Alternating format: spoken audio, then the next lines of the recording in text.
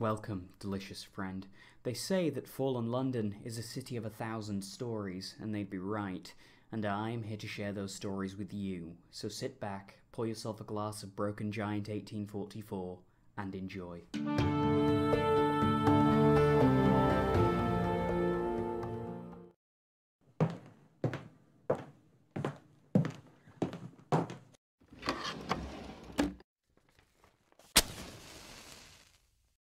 To my most delicious friend, I hope this letter reaches you in good health, better than mine at least. I am writing to you from an undisclosed location. This is for both our sakes, I am afraid. There are those who would like for our discussions to end permanently, you see. However, I am close enough to London to hear of the latest news, and most interesting of all news coming from our fair city this false summer is, of course, news of a new election, and those standing to take office.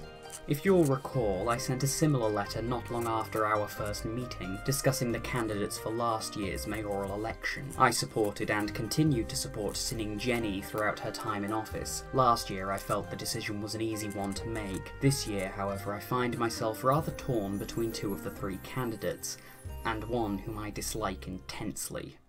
I suppose, then, I should begin with the candidate who I dislike, namely that pretentious Boor, the dauntless temperance campaigner. Yes, I understand the vices of drink and honey are a bane on many of the city's poor, but to force them to give these things up denies them their freedom as sentient beings. These are issues that are to be solved with careful reform and scalpel-like precision, not the sledgehammer approach offered by the campaigner and her allies. If nothing else, I have had many of my best ideas whilst roaring drunk or lost in a honey dream, and given my reputation as a hedonistic creature of extravagance and sinful vices, I doubt she would want my support either way.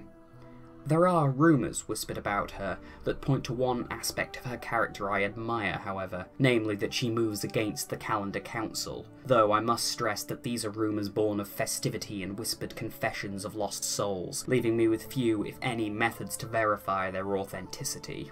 Now, I am a man who appreciates those who stand by their convictions, and this leads me to have many a positive thing to say about the second mayoral candidate, the implacable detective. She is an embodiment of a commitment to the truth and to the law, one of the few associated with the constabulary without an air of corruption about her. Indeed, she, along with my old colleague the knuckle-scarred inspector, are rumoured to be two of the biggest threats to the cheery man himself.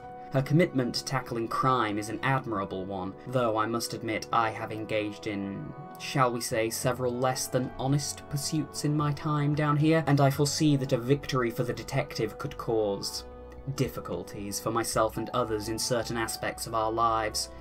Furthermore, one must consider her activities outside the purview of law enforcement. She is said to consort with the radical academics of the Dillman Club, and I can verify this based on my own experience with said club, though to say much more is dangerous, I hope you understand. From her association, it can be extrapolated that she may have a certain interest in immortality, and this would fit with the rumours floating around about her having the blood of the Elder Continent within her, though others say she was the object of many a young rake's affections back on the surface, casting doubt onto the theory that she is of that mysterious, shrouded land far to the south. The third candidate running to be our next mayor, and the one who so far has my backing, is Fiduci, the famous, and some would say infamous, master of the various fighting rings seen throughout London, most notably the Black Ribbon. His bandaged visage is known to me. We have duelled twice. The first time he killed me with a lance, the second time I killed him. It was a marvellous time, all things being equal. He has a reputation for surviving wounds that would put most of us down for good, a reputation I can vouch for considering our duel and the fact that many others have duelled him and lived. I have done other favours for him and dined at his home. The man's taste is impeccable. Outwardly, he appears to be a tomb colonist, but many have questioned this. All I shall say on the matter is that if any of the candidates in this election truly have the blood of the Elder Continent within them, that candidate would be Fiduci. As for the platform on which he runs, I find it rather invigorating, casting off the shackles of our society, encouragement for the bold and brave thinkers of our fair city to come forward with their ideas, and hope for the poor and the destitute. I worry that his platform may eventually stray from hope and change to radicalism and violence, and I also worry that it is not only an economic chain of which he speaks. Furthermore, who is to say his plans won't be handicapped by the true rulers of London? In truth, delicious friend, I welcome you to support whomever it is you choose. This letter was my opinions on the candidates and nothing more, though, as we both undoubtedly know, expressing an opinion is one of the most dangerous things one can do down here. I therefore advise you to burn this letter and dispose of the scraps in the river. We can never be too careful, you understand.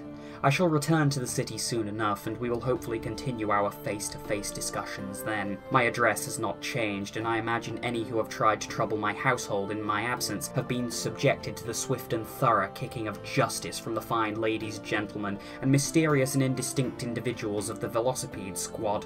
As for the election, I bid you to remember who the true masters of our fair city are, and where the true power in the Neath always lies. Yours sincerely, Professor Gabriel Roach, the Archivist.